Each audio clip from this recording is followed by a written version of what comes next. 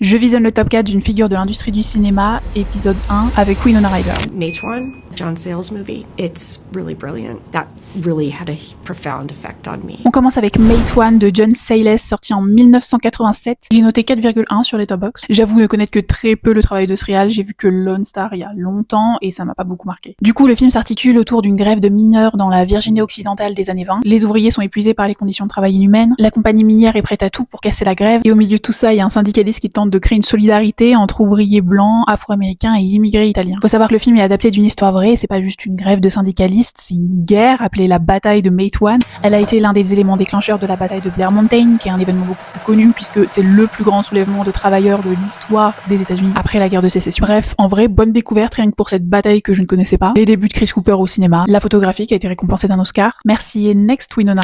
Voir les enfants by Louis Malle. I remember going back to the theater every night. I loved that film so much. On continue avec Au revoir les enfants de Louis Malle, sorti lui aussi en 1987. On a quelque chose à décoder, Winona? J'ai vu 2-3 films de Louis Malle que j'ai adoré, donc je comprends pas pourquoi j'ai boudé pendant autant de temps ce film en particulier, qui est mon coup de cœur de cette sélection. C'est inspiré de façon très romancée d'histoire de Jacques de Jésus, prêtre résistant. On est en 1944 dans un pensionnat catholique pour garçons en zone occupée. Julien, un élève plutôt privilégié, voit arriver un nouveau, Jean. D'abord un peu de rivalité, de distance, puis une amitié silencieuse qui se tisse. J'ai pas envie de spoiler, donc je vais pas en dire plus, mais bon, on voit un peu le truc venir. C'est un film dans les regards, dans les silences, à travers l'incompréhension des enfants, et c'est ça qui fait le plus mal, de comprendre. Mon corps est actuellement constitué à 0% d'eau, tout a coulé par les yeux, mais j'ai pas pleuré. Au revoir les enfants, c'est un Lion d'Or, 7 Césars, dont celui du meilleur film et de la meilleure réalisation, nomination aux Oscars, Golden Globes et compagnie. Winona?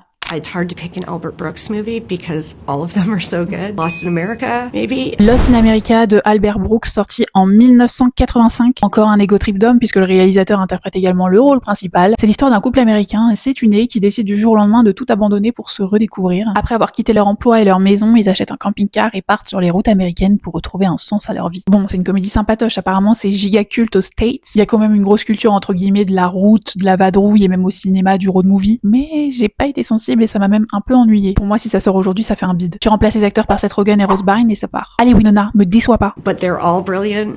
Modern Romance, obviously. Oh non, pas encore. On repart avec un film d'Albert Brooks où il joue encore le rôle principal. Modern Romance, sorti en 1981. Bon, en vrai, je suis méchante, j'ai plutôt bien aimé. J'ai préféré à Lost in America. Peut-être que je me suis finalement un peu attachée à Albert à voir ses films 2 jours de suite. C'est l'histoire de Marie qui aime Robert et Robert qui ne sait plus s'il aime Marie. C'est toujours une comédie, mais mieux rythmée. J'ai plus ri. J'ai l'impression qu'Albert joue toujours le même rôle dans ses films, comme s'il voulait vivre notre vie, trop ennuyé par la sienne à force de jouer des seconds rôles chez les autres. Petite anecdote, notre Albert national s'est un peu embrouillé avec Columbia Pictures concernant quelques désaccords sur le scénario. Du coup, ils lui ont fait une com de merde et le film a été un échec au box-office. Albert s'enferme chez lui, il mange du chocolat toute la journée, il est trop